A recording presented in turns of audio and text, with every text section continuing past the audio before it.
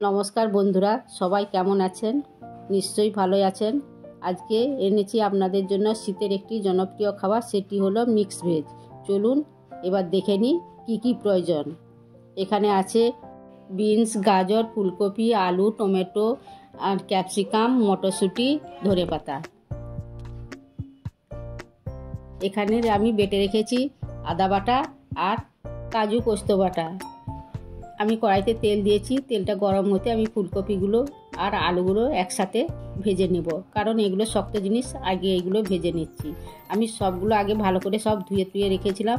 পরিমাণ মতো নুন দিলাম আর একটু হলুদ দিয়ে আমি একটু নেড়ে চেড়ে ঢাকা দিয়ে দেব। এটা একটু হালকা সিদ্ধ হয়ে গেলে আর বাকি সবজিগুলো আমি দেব।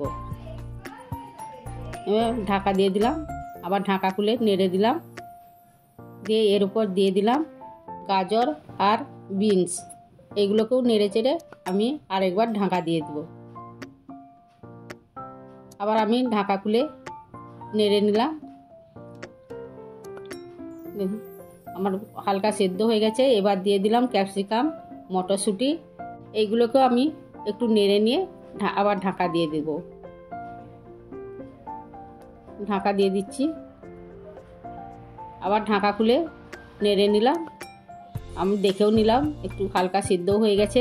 এবার আমি একটি পাত্রে তুলে রাখলাম। কড়াইতে আবার তেল দিলাম শুকনো লঙ্কা আর গোটা জিরে ফোড়ন। এর উপর দিয়ে দিলাম দুটো তেজপাতা। এগুলো হালকা ভেজে নিলাম। দিলাম আদা বাটাটাও আমি ভালো করে নেড়ে নিয়ে দিয়ে দিলাম টমেটো কুচিটা একটু লবণ দিলাম, কারণ লবণ দিলে একটু তাড়াতাড়ি সেদ্ধ হয়ে যাবে।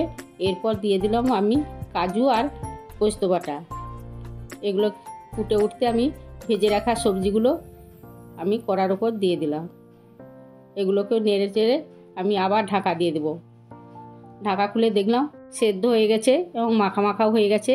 এবং এর উপর থেকে আমি একটা কাঁচা লঙ্কা দিলাম আর ধনেপাতা ছড়িয়ে দিলাম, সুন্দর টেস্টি হবে।